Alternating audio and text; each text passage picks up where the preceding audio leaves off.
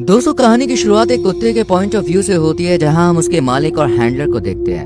अब उस कुत्ते को उसके हैंडलर द्वारा एक अरीना में लाया जाता है, जहां उसके सामने दो और कुत्ते मौजूद होते हैं। दरअसल उस कुत्ते को यहाँ डॉग फाइटिंग के लिए लाया गया था। इस कुत्ते का नाम बुलेट हेड था और इसे डॉग फाइटिंग के लिए स्पेशल ट्रेनिंग दी गई थी, ताकि वो अपने मालिक को ढेर सारे पैसे जिता कर दे सके।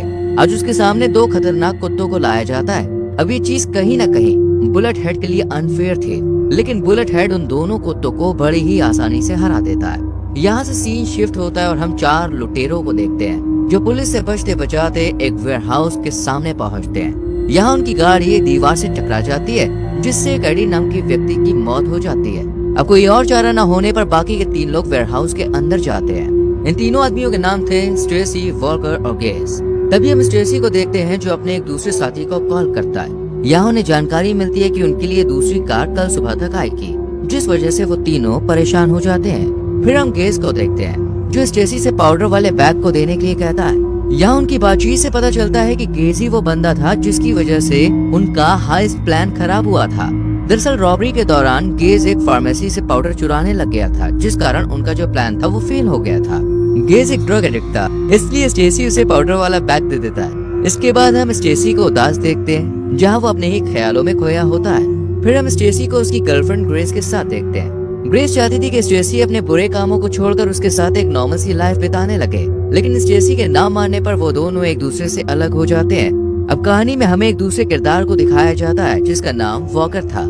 यहाँ वॉकर भी अपनी कहानी सुनाता है। जब वो यंग था तब उसे एक एक्वेरियम में चोरी करने के लिए भेजा गया था, मगर उसे तिजोरी में कुछ भी नहीं मिलता, जिसके कारण वो निराश हो जाता है। लेकिन तभी उसकी नजर एक येलो फिश पर पड़ती है, जिसे देखकर वो उसे चुराने की सोचता है, ताकि वो अपनी बेटी को उसे गिफ्ट कर सके। अब अगली सुबह वॉकर अपनी बेटी को चीखते हुए देखता है। असल में वॉकर ने जिस एक्वेरियम को चुराया था, उसमें सभी मछलियां मर चुकी थी सिवाय उस पीली मछली के।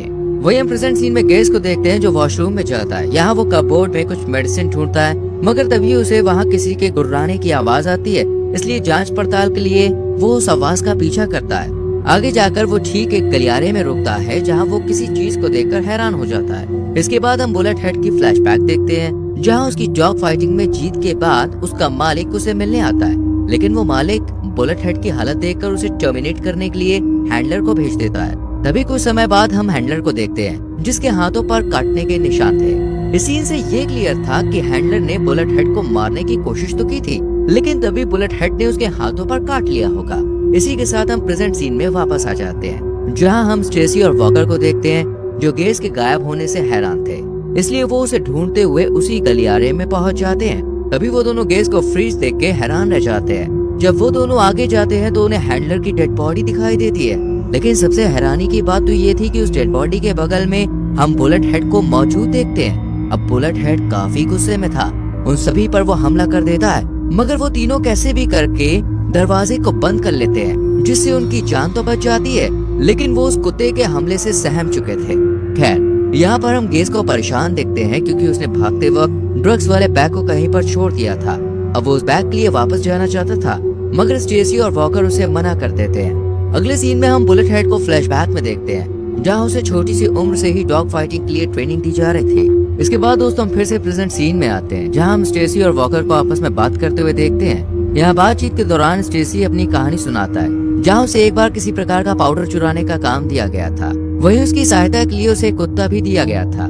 इस कुत्ते की खास बात ये थी कि वो उस पाउडर को आसानी से सूंघ लेता था।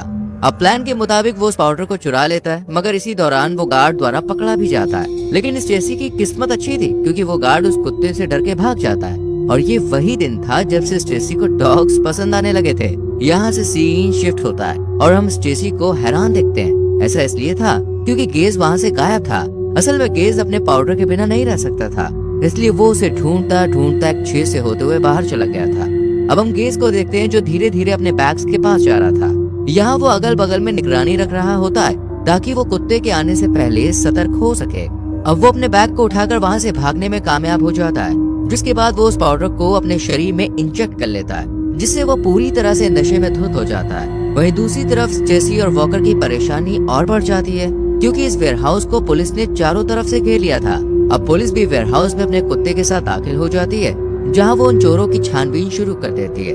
तभी हम बुलेट हेड को देखते हैं, जिसकी नजर एक पुलिस ऑफिसर पर पड़ती है, बुलेट हेड को देखकर ये जाहिर था कि वो उस पुलिस वाले पर हमला करने वाला था, लेकिन तभी वो ऑफिसर अपने कुत्ते को सहलाने लगता है। अब उस ऑफिसर का अपने कुत्ते के प्रति प्यार देखकर बुलेट हेड वहाँ से चला जाता है। वही पुलिस वाले को कोई सुराग न मिलने पर वो वहाँ से चला जाता है, जिसके बाद स्टेसी और वॉकर सुकून की सांस लेते हैं। वही गैस नशे की हालत में दरवाजे के पास पहुँचता है, जहाँ वो स्टेसी से उसे अंदर लेने को कहता है, मगर स्टेसी और वॉकर उसके बर्ताव से नाराज होते हैं। लेकिन गैस के काफी रिक्वेस्ट के बाद स्टेसी जो था वो मान जाता है। वो जैसे ही दरवाजा खोलता है तभी यहाँ बुलेट हेड आ जाता है और वो गैस पर हमला कर देता है। इसी बीच स्टेसी कैसे भी करके गैस को बचा लेता है और वो तीनों एक शेर से दूसरी तरफ भाग जाते हैं, मगर इसी बीच वॉकर बुरी तरह से घायल हो जाता है। वहीं अगले सीन में हम गैस को देखते हैं, जिसकी हालत अब काफी नाजुक थी। उन तीनों को लग रहा था कि उनकी जान बच चुकी है, लेकिन तभी यहाँ बुलेट हेड भी आ जाता है। इस बार वो तीनों खुद को बचाते हुए कमरे में घुस जाते हैं। यहाँ से सीन शिफ्ट होता है और हम बुलेट हेड का फ्लैशबैक देखते हैं, जहाँ पहली बार उसकी एक सबसे ताकतवर कुत्ते के साथ लड़ाई करवाई जाती है। वही न्यू कमर होने के बावजूद भी बुलेट हेड इस फाइट को बड़ी ही आसानी से जीत जाता है। खैर, अब हम प्रेजेंट सीन में स्टेसी को देखते हैं, जो गैस को बैंडेज लगा रहा होता है। तभी बातों ही बातों में वो गैस से पूछता है कि तुम एक डॉग लवर हो या कैट लवर। ये सुनते ही वो अपनी कहानी बताने लगता है। यहाँ पे हम देखते हैं कि जब गैस छोटा था तब उसे एक पपी मिलता है, जिसकी हालत काफी नाजुक थी। अब वो उसे अपने पिता से बचाते हुए अपने घर में ले आता है। एक दिन वो उस पपी को खाना खिलाने के लिए फ्रिज से खाने की चोरी करता है, मगर उसे ये सब करते हुए उसके पिता देख लेते हैं, जिसके बाद उसके पिता गैस की आंखों के सामने उस पपी को मार देते हैं। इस पल ने गैस को पूरी तरह से झिंझोड़ के रख दिया था।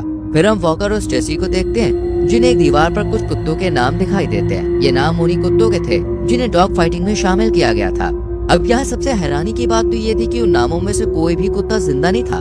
खैर, इसके बाद स्टेसी को एक सीक्रेट रूम मिलता है, जिसके दूसरी तरफ उसे ढेर सारे पैसों के बंडल दिखाई देते हैं। अब ये पैसे उनके चुराए हुए पैसों से दुगने थे, इसलिए वो इन्हें इकट्ठा करके अपने बैग में भर लेते हैं। तभी स्टेसी समझ जाता है कि इन पैसों को जरूर किसी न किसी ने यहाँ रखा होगा, इसलिए उन्हें उन लोगों के वापस आने से पहले यहाँ से भागना होगा।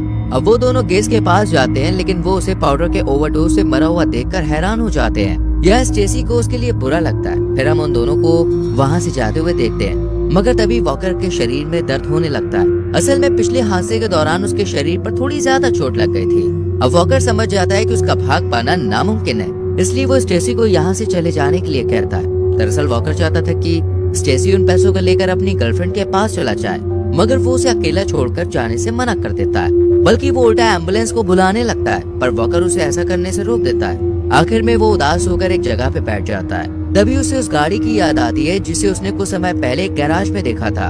असल में दोस्तों, जब पुलिस वाले वहाँ आए थे तब स्टेसी ने गैराज में वैन को देखा था।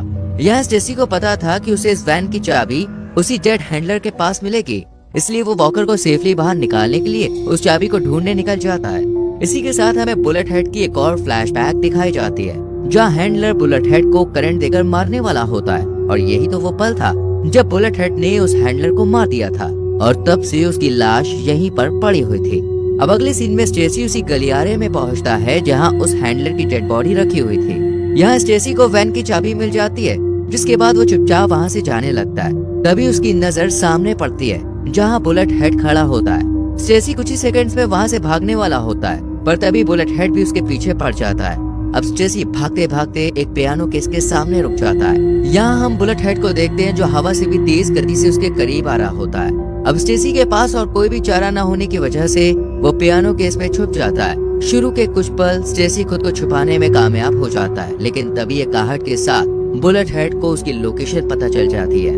इसी के साथ बुलेट हेड अपनी पूरी ताकत से केस पर हमला कर देता है, जहाँ वो कुछ ही पलों में उस केस को तोड़ देता है और स्टेसी खुद की जान बचाते हुए पीछे हट जाता है। फिर हम देखते हैं कि भले ही बुलेट हेड ने उस केस को तोड़ दिया था, लेकिन वो खुद ही उसके अंदर फंस जाता है। अब स्टेसी को खुद की जान बचाने का मौका मिल जाता है, लेकिन वो एक अलग ही रास्ता चुनता है। वो बुलेट हेड को परेशानी में देख उसे बचाने का फैसला करता है, जिसके बाद वो उसे सेफली बाहर निकाल के बचा लेता है। अब इसके बाद बुलेट हेड भी शांत हो जाता है। वो उस पर हमला करने के बजाय वहाँ से चला जाता है। असल में दोस्तों, बुलेट हेड भी समझ चुका था कि स्टेसी उसका दुश्मन नहीं है। इसके बाद स्टेसी डायरेक्ट वॉकर के पास जाता है और उसे अपने साथ ले जाता है। अब वो दोनों गैराज में पहुंचकर वैन में बैठने ही वाले होते हैं कि तभी यहाँ पर एक कार आती है और हम उसमें से एक व्यक्ति को बाहर निकलते हुए देखते हैं। वो व्यक्ति और कोई नहीं बल्कि बुलेट हेड का मालिक होता है। यहाँ वो अपने पैसे से भरे हुए बैग को देखकर उन पर गुस्सा हो जाता है और स्टेसी और वॉकर पर शूट करने लगता है। इसी बीच स्टेसी की जान बचाने के लिए वॉकर आगे आ जाता है और उसकी वहीं पर मौत हो जाती है।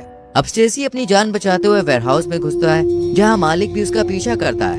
अब मालिक के शूट करने पर स्टेसी नीचे गिर जाता है जहाँ उसकी पानी में होने की वजह से जान बच जाती है। वहीं स्टेसी तैरते हुए एरिना में पहुंच जाता है जहाँ उन डॉग्स की फाइट हुआ करती थी। तभी कुछ ही देर में मालिक भी यहाँ पहुंच जाता है और वो स्टेसी पर शूट करने ही वाला होता है कि तभी यहाँ दी ग्रेट बुलेट हेड की एंट्री होती है। यहाँ बुलेट हेड अपने मालिक की इतनी बेरहमी के बाद भी उसी के पास जाने लगता है, पर उसके मालिक के दिमाग में कुछ और ही चल रहा था। यहाँ वो बुलेट हेड को पहली बार में ना मार पाने की वजह से उस पर शूट करने ही वाला था। अब इस वक्त तक बुलेट हेड समझ जाता है कि वो जिस मालिक को अपना समझ रहा है दरअसल वो उसकी बिल्कुल भी परवाह ही नहीं करता, इसलिए वो एक गुर्राने के साथ अपने मालिक पर हमला कर उसे मार देता है, जिस दौरान बुलेट हेड को कई सारी गोलियां लग जाती है। अब जख्मी हालत में बुलेट हेड की नजर स्टेसी पर पड़ती है। यहाँ हम स्टेसी को देखते हैं जिसे उसके लिए बहुत बुरा लगता है। आखिर में बुलेट हेड सीधे स्टेसी के पास जाकर गिर जाता है। यह स्टेसी उसे आखिरी वक्त पर शांत करके उसके सिर पर हाथ फेरता है और उसकी जान बचाने के लिए उसे शुक्रिया कहता है। ये दर्दनाक सीन स्टेसी को पूरी तरह से तोड़ के रख देता है क्योंकि बुलेट हेड ने अपनी जान की कुर्बानी दे दी थी। खैर, कहानी के आखिरी सीन में हम स्टेसी को देखते हैं जो उन पैसों के साथ अपनी गर्लफ्रेंड के पास पहुंचता है और यहाँ पे हमें पता चलता है कि अब वो अपनी जिंदगी को एक नए सिरे से शुरू करने वाला है।